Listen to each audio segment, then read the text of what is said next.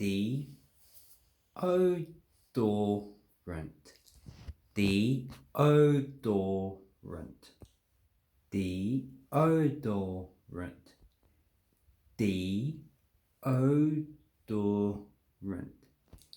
Deodorant. So this is deodorant. And it D, so D means it stops.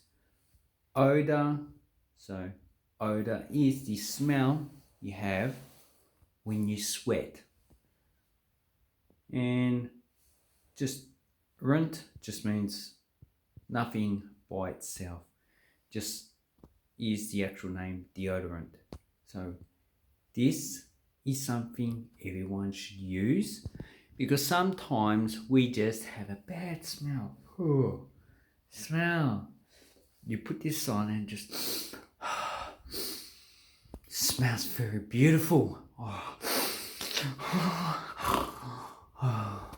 And that is how you pronounce deodorant. Hear it, learn it, don't forget it.